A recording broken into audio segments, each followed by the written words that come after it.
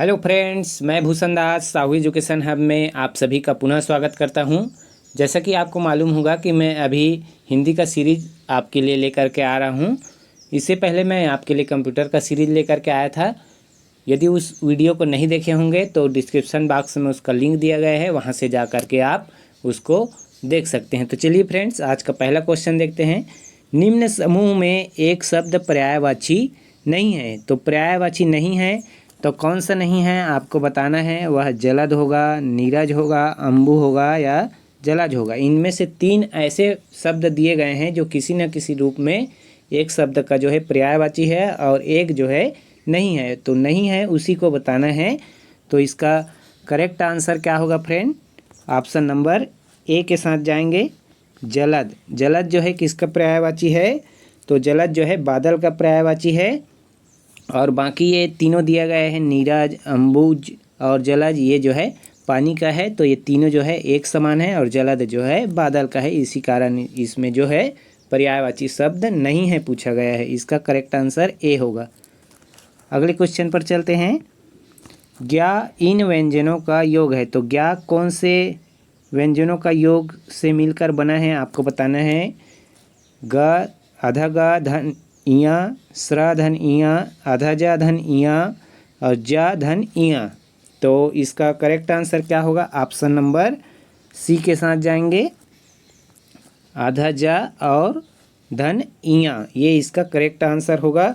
और उसी प्रकार छत्री का छा, ये किससे मिलकर बना होता है? छत्री का छा आधा का धन षटकोण का सा, आधा का धन षटकोण का सा, इससे मिलकर जो है क्या बना होता है? छत्री का छा। उसी प्रकार जो है त्रा, तो त्रा किससे मिलकर बना होता है? त्रा जो है आधा ता और रा से मिलकर जो है त्रा का व्यंजन बना रहता है। इसको याद रखिएगा, एग्जाम की दृष्टि से महत्वपूर्ण है। अगले क्वेश्चन पर चलते हैं। दही में लिंग है। तो दही में कौन सा लिंग है? पुल्लिंग है, स्त्रीलिंग है, नपुंसक लिंग है या उभय लिंग है। तो दही में कैसा लिंग है? इसका ऑप्शन नंबर ए के साथ जाएंगे। दही जो है हमेशा पुल्लिंग में आता है। और दही के अलावा और क्या आएगा? दूध आएगा और क्या आएगा? घी आएगा और शरबत भी आता है फ्रेंड, इसको याद रखिएगा। उसी प्रकार स्त्रीलिंग, नपुंसकलिंग, उभयलिंग, इसको आप याद रखिएगा फ्रेंड। चलिए नेक्स्ट क्वेश्चन पर चलते हैं। दिया गया है स्वागत में उपसर्ग है। तो स्वागत में उपसर्ग कहाँ लगता है? उपसर्ग जो है शब्द के पहले। तो स्वागत में स्व, सु, आधा सा या स्वा, तो कौन सा आएगा फ्रेंड? इसका correct answer option number B, सुधन आगत, ये जो है इसका करेक्ट आंसर होगा। और प्रत्यय जो है शब्द के बाद में लगता है, इसको याद रखिएगा। नेक्स्ट क्वेश्चन पर चलते हैं। इससे पहले यदि हमारे वीडियो पर पहली बार आए हैं तो हमारे चैनल को लाइक और सब्सक्राइब करके रख लीजिएगा फ्रेंड। इसमें मैं अभी आप सभी के लिए महत्वपूर्ण सीरीज ला रहा हूं और जो भी नोटिफिकेशन आता है न्यू जॉब का, उससे रिलेटेड सभी प्रतियोगी परीक्षाओं की तैयारी इस वीडियो में हम कराते हैं फ्रेंड, तो सब्सक्राइब करके रख लीजिएगा। चलिए नेक्स्ट क्वेश्चन है।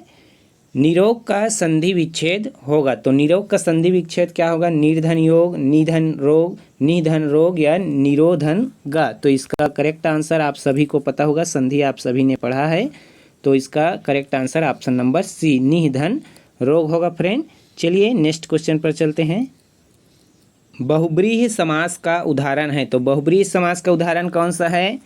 चौराहा है या नीलकमल है या यथाशक्ति है या पीताम्बर है। तो इस किसके साथ जाएंगे फ्रेंड? ऑप्शन नंबर डी के साथ। बहुब्रीहि समास का उदाहरण पीताम्बर, पीला है जिसका वस्त्र अंबर, उसे हम जो है श्री कृष्ण के नाम से जानते हैं, विष्णु के नाम से जानते हैं। और उसी प्रकार दिया गया है चौराहा। तो चौराहा किस में आएगा? द्विगु समास में आएगा। और नीलकमल जो है किस में आएगा? कर्मधारय समास में आएगा। और यथाशक्ति जो है अव्ययी भाव समास में आएगा, शक्ति के अनुसार। तो चलिए फ्रेंड्स अगले क्वेश्चन पर चलते हैं। क्रिया विशेषण होते हैं। तो क्रिया विशेषण कैसे होते हैं?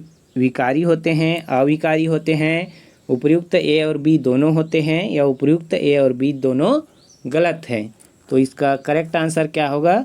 क्रिया विशेषण जो है हमेशा अविकारी होते हैं, जिसमें परिवर्तन की संभावना नहीं रहती है फ्रेंड। इसका करेक्ट आंसर होगा। नेक्स्ट क्वेश्चन पर चलते हैं। जंगल की आग के लिए एक शब्द है। तो जंगल की जो आग लगती है उसमें उसे हम क्या कहेंगे? उसे हम क्या कहेंगे? अनल कहेंगे, बड़वानल कहेंगे, जठरानल कहेंगे या दवानल कहेंगे?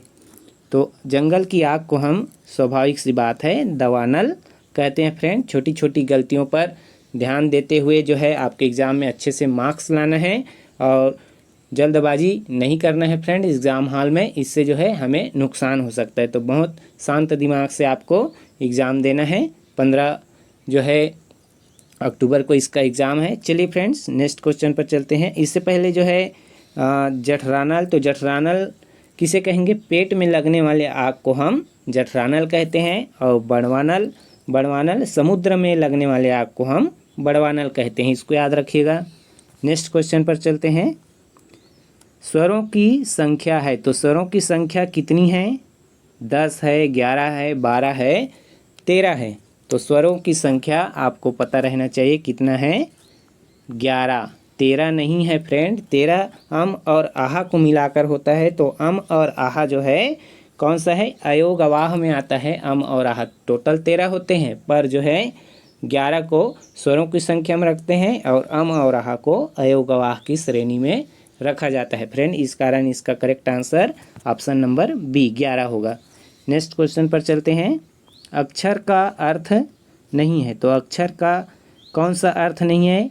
ईश्वर, वर्ण, अविनाशी या वंश। तो अक्षर का अर्थ बाकी ये तीनों दिया गया है, ईश्वर, वर्ण और अविनाशी होता है और वंश जो है नहीं होता है फ्रेंड। इसका करेक्ट आंसर क्या होगा? ऑप्शन नंबर डी, वंश। तो चलिए फ्रेंड्स आज के लिए बस इतना ही। मिलते हैं शानदार अगले सीरीज के साथ। तब तक के लिए जय हिंद।